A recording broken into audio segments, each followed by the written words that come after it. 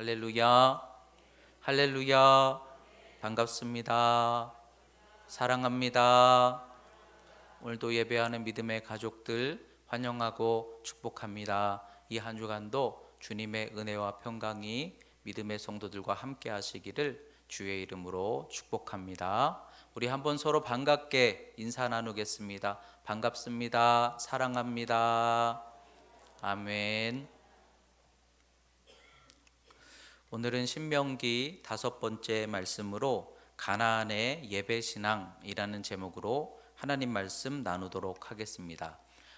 오늘 말씀은 한 곳에서 모여서 예배하라 이런 말씀인데, 사실 지금 예배에 대해서 대면 예배, 비대면 예배 이런 용어들이 우리에게 들려지는 상황 속에서 사실 이 말씀이 조금은 오해가 될 수도 있는 말씀이지만, 여러분 예배는 모여야 된다 이 얘기는 아닙니다. 오해 없으시기를 주의 이름으로 축원합니다.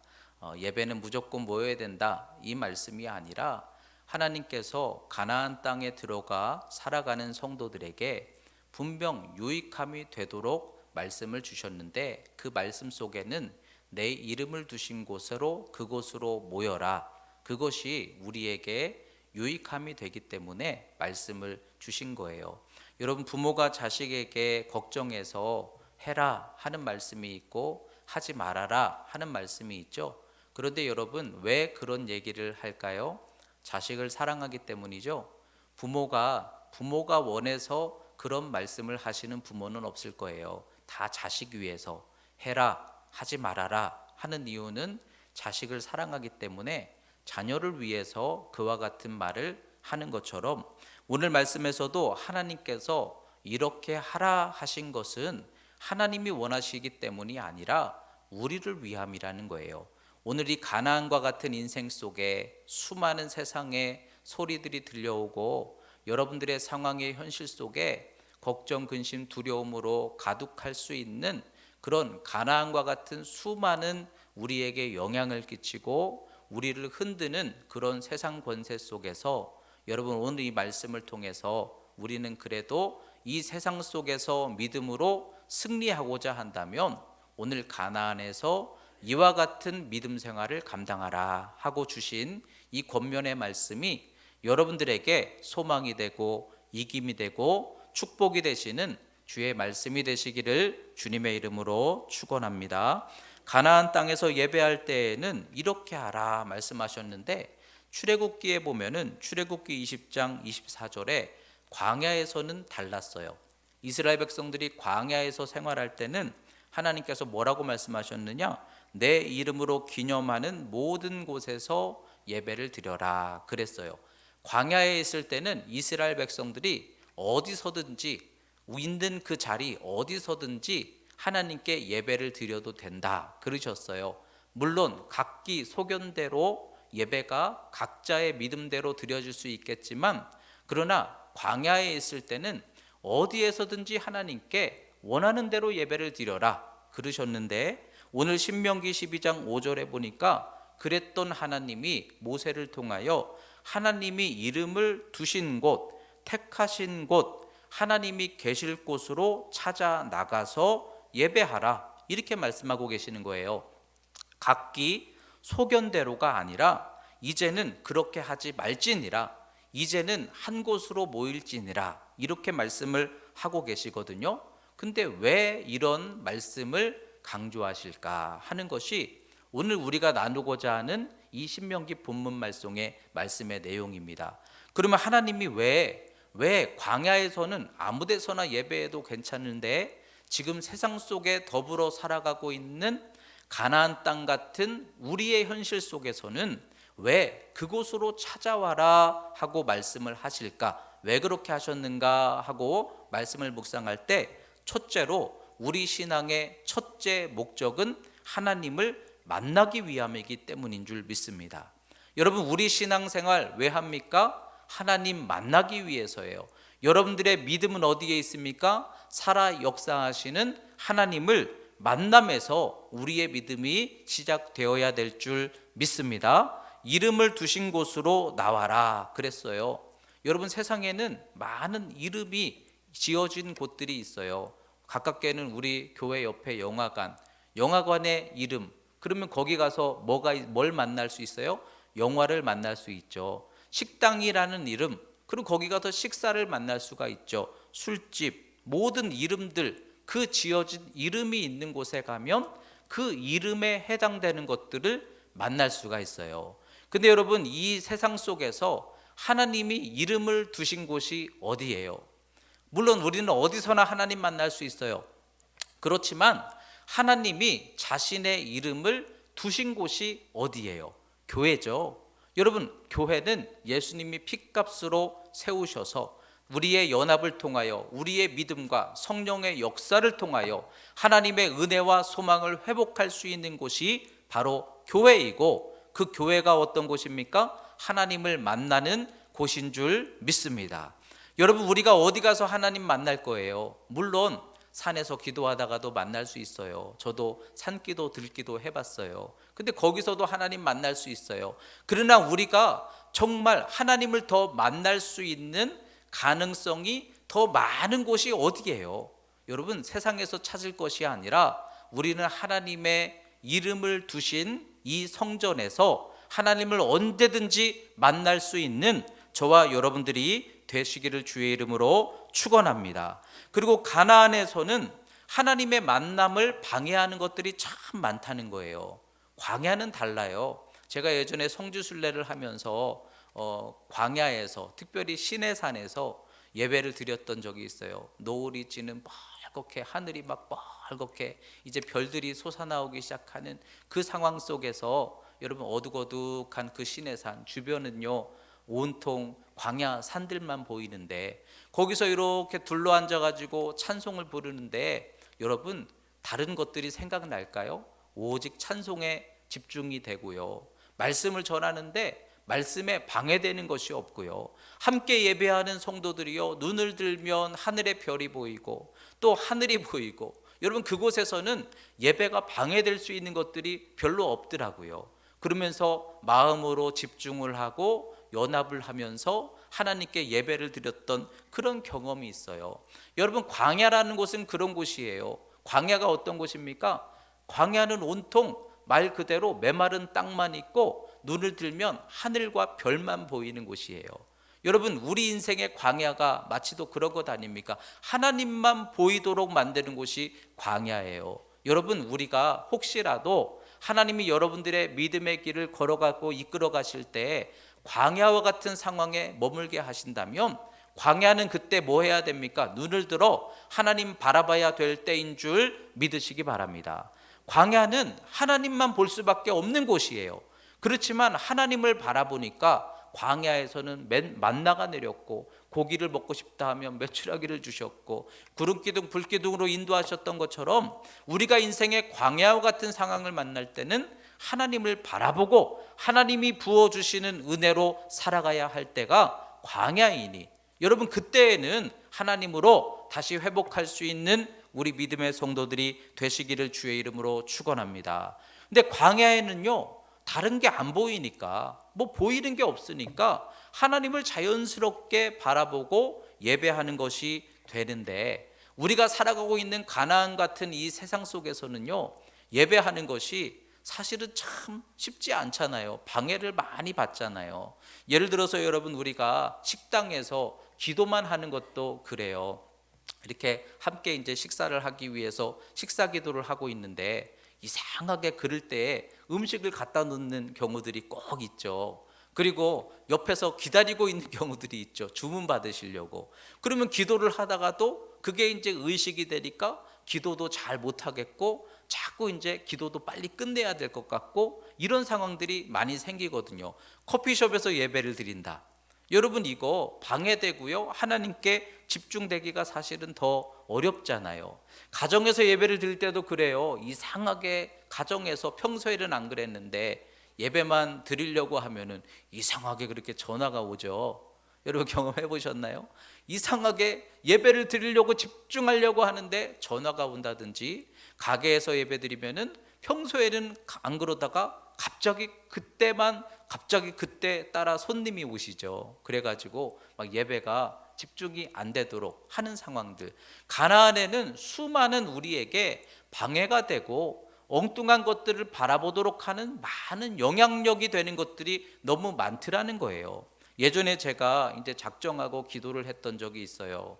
그런데 한 번은 교회에서 이제 기도를 항상 이렇게 쌓았는데 한 번은 다른 지역으로 이동을 한 상황에서 그래도 기도를 채워야 하니까 나름대로 생각했던 지혜가, 교회로는 갈 수 없으니까 그러면 차에서 찬양을 틀어놓고 나름대로 거기서 기도를 채우자. 그래서 차예요, 자동차예요. 그래도 보장이 되고 구별된 공간이잖아요. 그런데도 거기서 음악을 틀어놓고 기도를 하는데 이상하게 마음이 집중이 안 되고 자꾸 주변이 의식이 되고 그렇게 되더라고요. 기도가 깊어지지 않고 하나님과의 은혜의 교통이 자꾸만 방해를 받는 것을 느꼈거든요. 여러분, 왜 우리가 하나님께 나아가서 예배를 드려야 할까? 우리를 위함이라는 거예요. 하나님을 더 깊이 만나고 하나님과 더 깊은 충만함을 나눌 수 있으려면 여러분, 우리가 하나님의 이름을 두신 곳으로 나아가 거기서 예배하고 기도하는 것이 저와 여러분들에게 분명 유익함이 되게 하실 줄 믿습니다. 많은 들리는 소리들, 많은 우리에게 걱정과 부담이 되는 상황들, 그런 현실 속에서 거기서 예배하고 거기서 하나님 붙들려고 애쓰는 것이 아니라 우리는 하나님께서 구별하신 이름을 두신 이 성전으로 찾아 나와 하나님께 예배할 수 있는 저와 여러분들이 될 수 있기를 주님의 이름으로 축복합니다. 그런데 하나님을 만나기 위해서 우리가 하나님께 나와 기도하고 예배를 드리는데 하나님을 어떻게 만날까 하는 거예요. 여러분, 가나안 땅에서는요 많은 섬기는 신들이 있었다고 그래요. 제가 이제 이 말씀을 준비하면서 가나안에는 어떤 신들이 있었는가 하고 이렇게 공부를 좀 해봤더니 엘이라는 신이 있더라고요. 하나님이 엘로힘이거든요.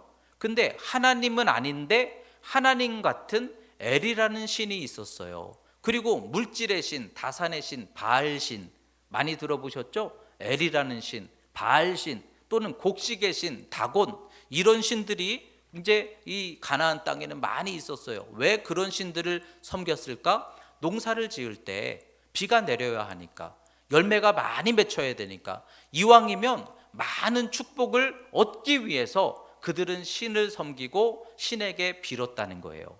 그런데 생각해 보세요. 그래서 그 가나안 땅에 살면서 그 가나안의 백성들이 잘 빌어서 정성을 다해서, 그래서 그들이 신을 만났다. 그 만남이 어떤 만남일까 하는 거예요. 그들이 신에게 잘 빌었더니 신이 그들을 찾아왔어요. 어떤 모습으로 찾아왔을까요?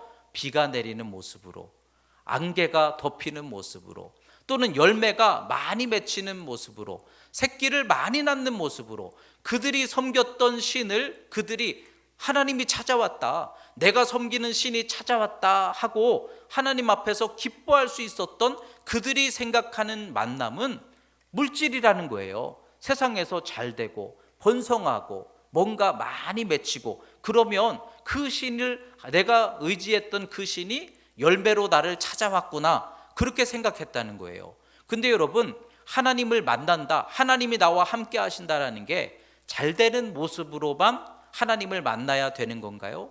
여러분 생각해 보세요. 예수 잘 믿으면 하나님께서 내게 잘 되는 모습으로만 나타나셔야 하나님을 내가 만나는 걸까요? 근데 성경에서는 안 되는 것 같은 모습으로도 하나님은 얼마든지 유익한 길을 열어 가실 수 있었어요. 여러분, 하나님은 우리의 생사화복을 주관하시는 하나님이시고, 여러분들이 생각할 때 잘 될 때는 하나님이 내 곁에 계시는구나, 뭔가 풍성할 때는 하나님이 내 기도를 들으시는구나, 그런데 안 될 때는 하나님 어디 계신가? 여러분, 그건 가나안들의 신이라는 거예요. 우리가 하나님을 만나는 것은 어떻게 만납니까? 성령으로 만나는 거예요. 예배를 통해서 우리는 하나님을 인격적으로 만나는 거예요. 내 삶에 잘 되고 안 되는 그것으로 하나님을 만나는 게 아니라는 거예요.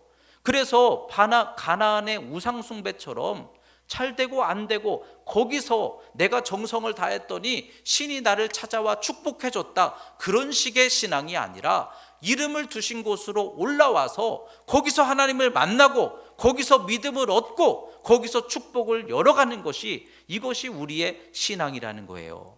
여러분, 세상 신들을 진짜로 인격적으로 만날 수 있을까요? 그런 우스개 같은 이야기가 있죠. 어떤 신상을 만드는 집에 아버지가 이제 외출을 했는데 그 아들이 모든 그 만들어 놓은 신상 창고에 들어가 가지고 전부 다 그 신상들을 다 때려 부셔버리고, 그리고 제일 큰 놈에다가 막대기를 하나 이렇게 기대 놨다는 거죠.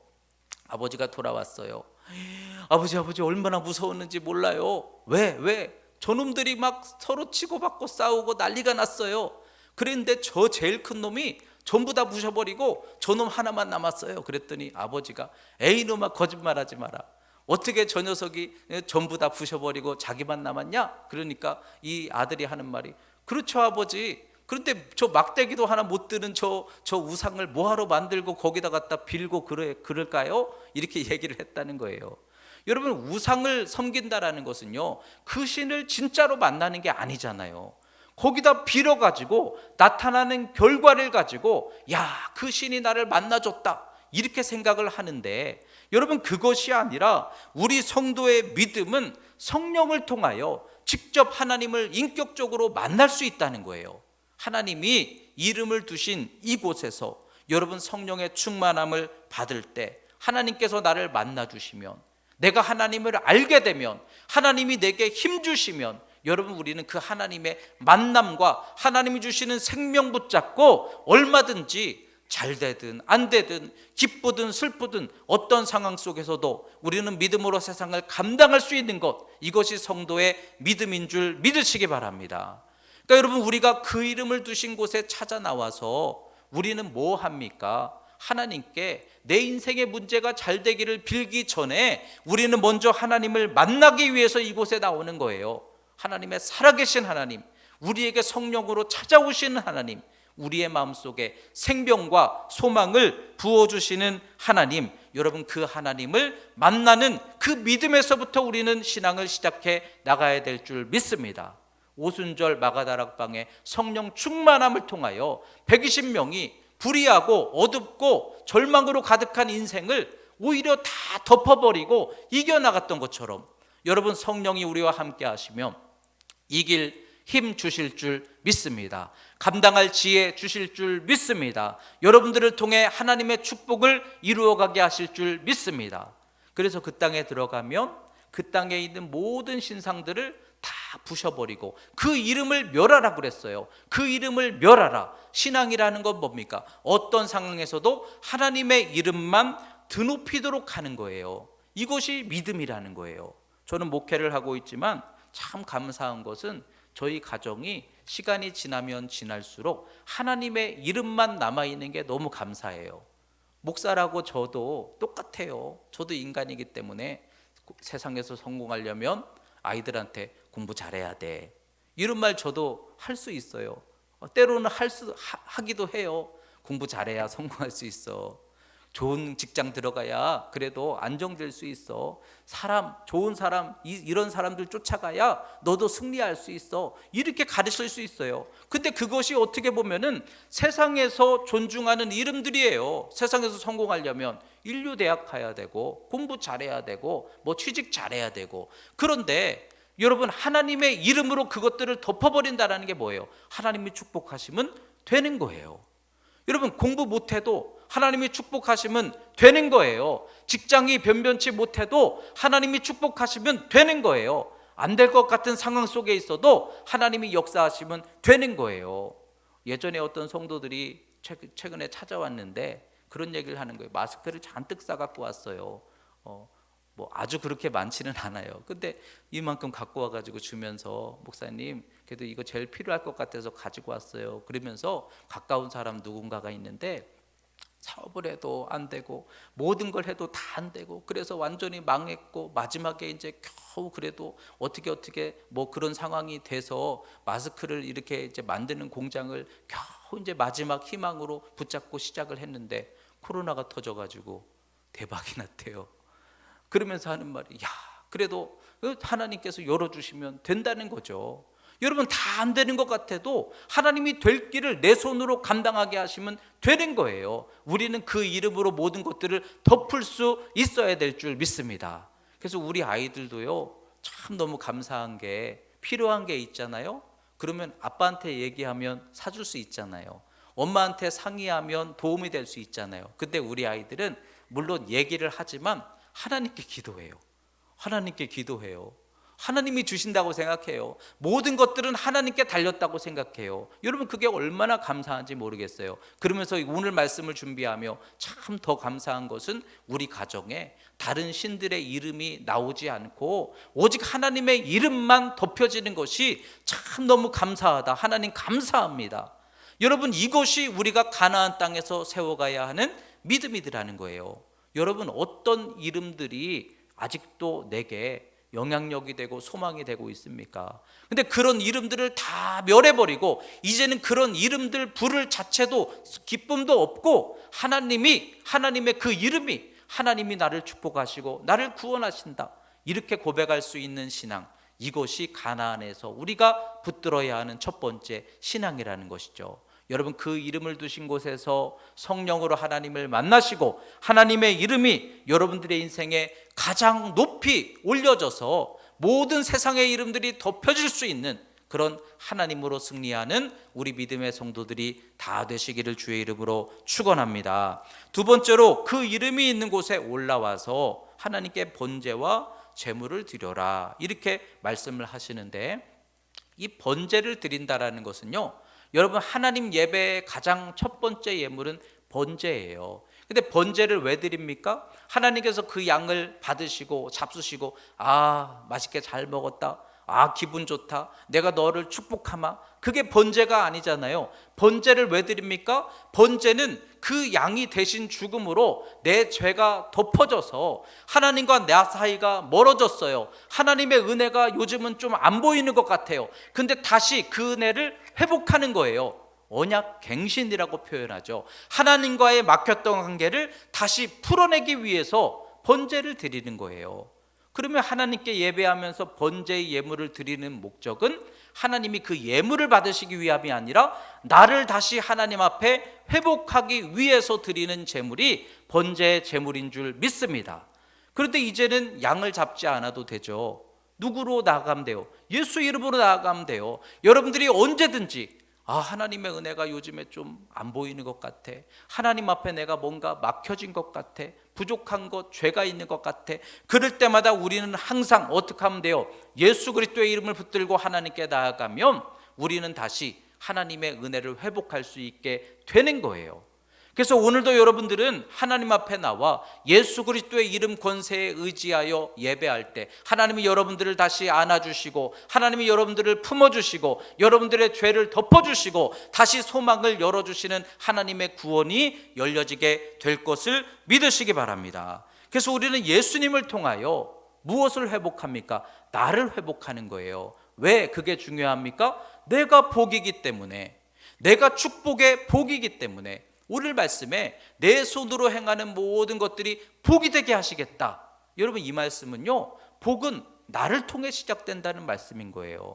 여러분 가나안의 우상 숭배들은요, 제물을 바쳐요. 제물을 바쳐서 정성을 바치면 그 신이 감동해가지고 그래서 비가 오게 하고 열매가 맺히게 한다, 이렇게 생각하는 거예요. 우리가 하나님께 물질을 많이 바쳐요. 하나님이 감동하셔서 축복해 주신다, 이렇게 생각하는 거예요. 이건 가나안의 방식인 거예요. 하나님 그렇게 원하시는 것이 아니에요. 하나님은 나를 받으시는 거예요. 예수 그리스도를 통해 나를 받으시는 거예요. 내 안에 죄가 떠나가고 내 안에 은혜의 권세가 열려지는 거예요. 그래서 내 손으로 행하는 일이 복이 되게 하나님이 축복하시는 거예요. 때로는 우리가 소원한 대로 되지 않을지라도 우리의 손을 통하여, 우리의 생각과 계획을 통하여 우리가 행하는 모든 일들이 복이 되게 하시는 그 축복을 누리는 것이, 이게 하나님이 가나안에서 주시는 축복인 줄 믿으시기 바랍니다.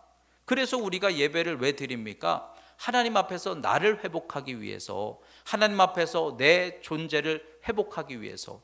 여러분 하나님이 사랑하시면 여러분들의 그 현재 상황 속에서도 얼마든지 변화되게 하시고 일으키시고 복되게 하실 수 있음을 믿으시기를 주의 이름으로 축원합니다. 그래서 그 하나님께 내 믿음을 고백하는 것이에요.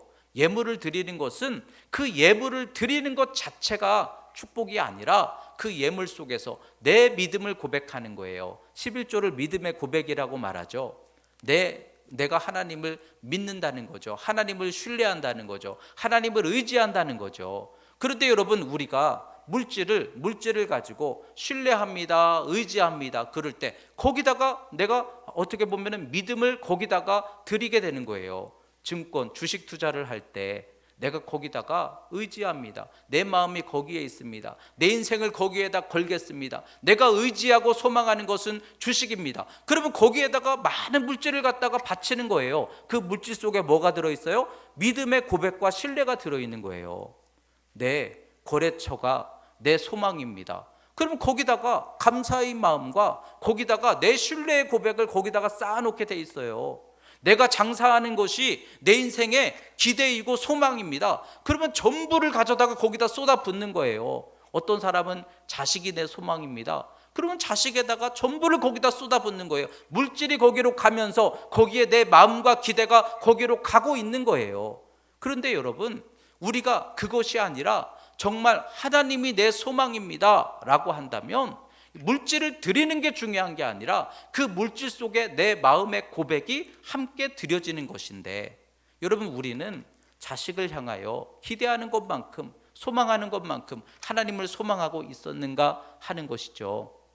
내가 똑똑해서 지혜로워서 세상을 감당한다, 그래서 내가 머리에다가 채우고 공부하고 배우는 거기에다가 힘쓰는 것만큼 하나님께도 그와 같은 기대와 소망을 붓고 있느냐는 거죠. 건강이 중요하다, 건강을 위해서 내 마음과 기대와 믿음을 거기다가 쏟아붓는 것만큼 하나님께도 그와 같은 믿음을 붓고 있느냐는 거죠.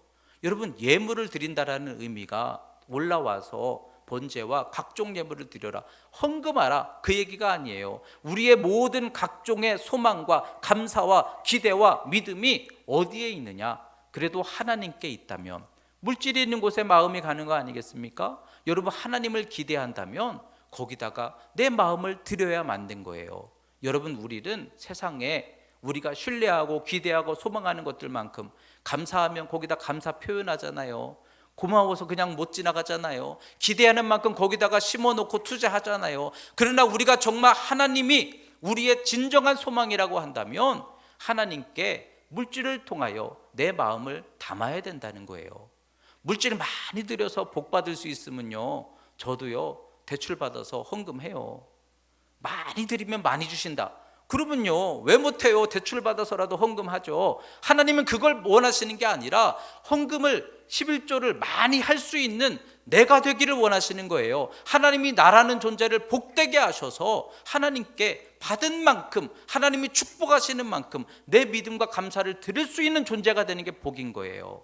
그러니까 헌금을 많이 하라는 게 아니라 내가 그런 복된 존재가 되고 그 복이 하나님께 왔다라는 것을 물질을 통해서 거기다가 고백할 수 있을 때, 여러분, 그 믿음이 우리에게 진정한 믿음이 되는 거예요.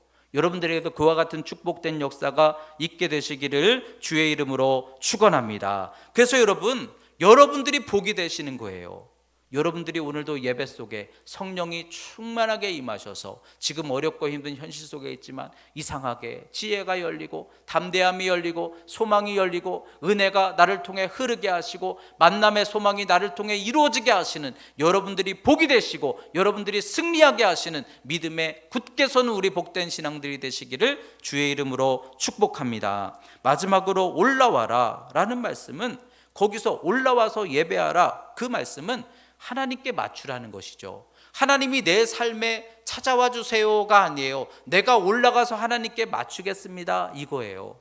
여러분, 우리 신앙은요, 하나님이 내 형편에 내 소망에 이대로 좀 찾아와서 역사해 주셨으면 하는 마음이 있지만, 하나님의 역사와 축복은 내가 하나님께 맞춰갈 때, 하나님의 뜻이 이루어질 때 그것이 우리에게 복이 될 수 있다는 거예요.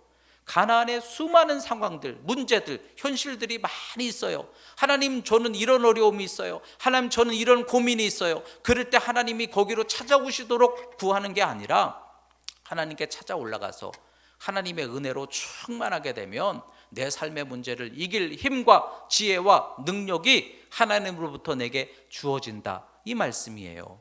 링컨의 유명한 말 아시죠? 링컨이 남북전쟁, 노예해방 위에 전쟁하고 있을 때 매일 그렇게 기도를 많이 했다고 그러죠. 한 번은 기도를 한참 하고 나왔는데 부관이 물어보는 거죠. 하나님이 우리와 함께 하시기를 기도하셨나요? 그랬더니 링컨이 하는 말이 아닙니다. 아닙니다. 하나님이 나와 함께 해주시기를 기도한 것이 아니라 내가 항상 하나님 편에 서 있기를 기도했습니다. 내가 결정하고 행하는 모든 것이 하나님 편에 있기를 기도했습니다.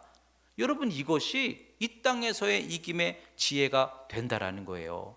하나님으로부터 푸는 거예요. 하나님의 뜻을 붙드는 거예요. 하나님의 생명으로 사는 거예요. 이것이 우리의 이김이 돼야 될 줄 믿습니다.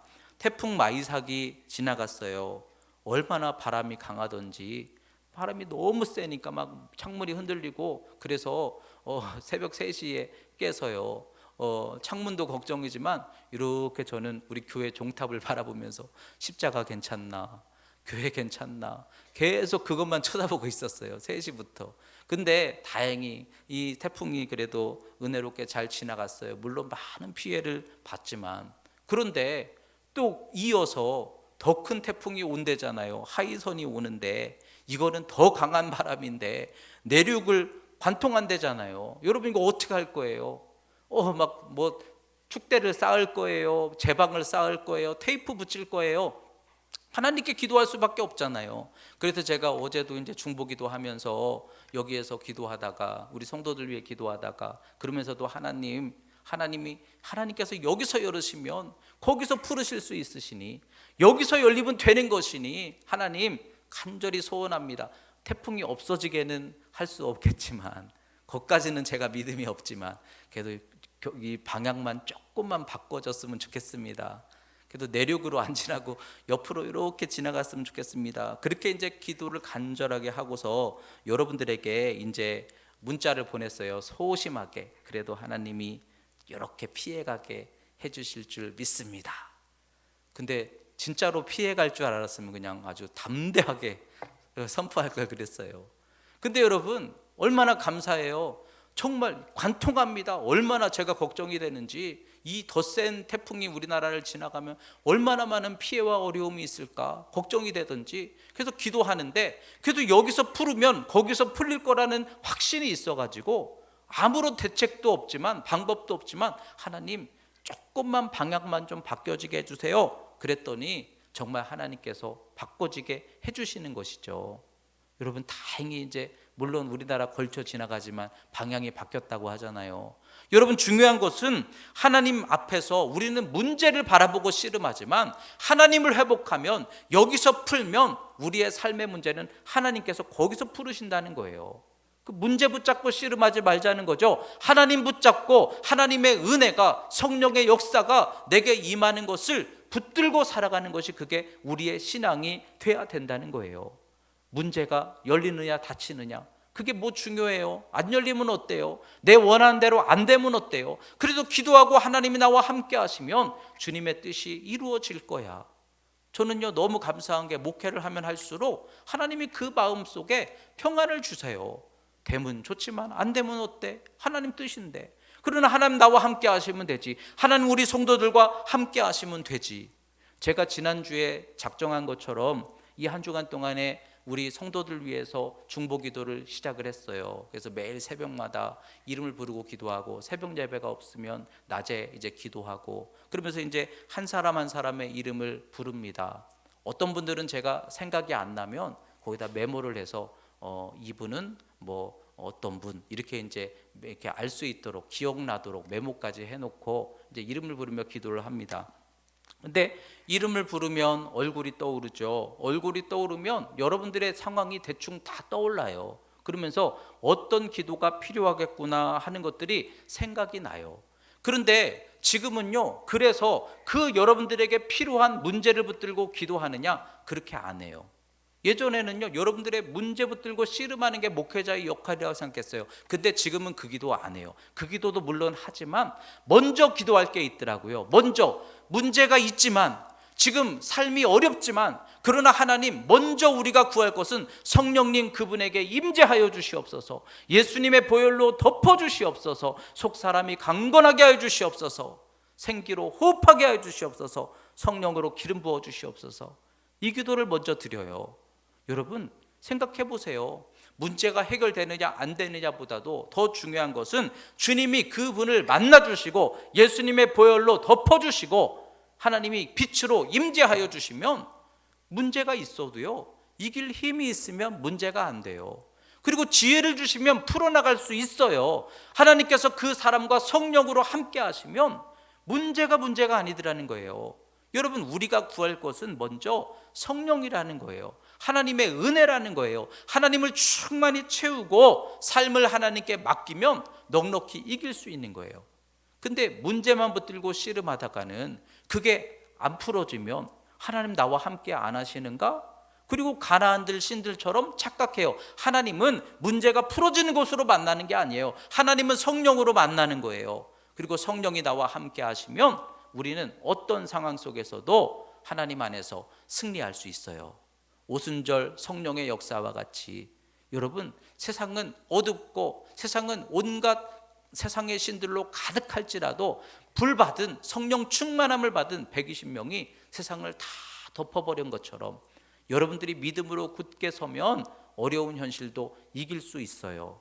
하나님이 내게 지혜와 믿음과 능력 주시면 똑같은 상황에서도 은혜가 열려질 수 있어요. 그러니까 우리는 먼저 하나님께 나와 하나님 만나고 하나님으로 충만하게 그렇게 일어서는 것이 우리가 이 가나안의 시대를 살아갈 수 있는 능력과 지혜가 되게 해 주실 줄 믿습니다. 오늘 말씀을 통해서 하나님 이름을 두신 곳 올라와서, 하나님의 이름을 두신 곳으로 올라와서 나에게 번제를 드리고 예수 그리스도를 통해서 나를 하나님께 다시 회복받고, 그리고 믿음과 신뢰를 예물로써 하나님께 있음을 고백하면서 하나님께 맞춰 하나님이 나를 통해 역사하시니 내가 하나님의 복된 존재가 되니 내 손으로 행하는 모든 것들이 복이 되게 하시리라, 이 약속이 우리를 통해 이루어지게 하시는 이와 같은 축복의 은혜가 우리 성도들의 믿음과 삶에도 함께 하시기를 주님의 이름으로 축원합니다.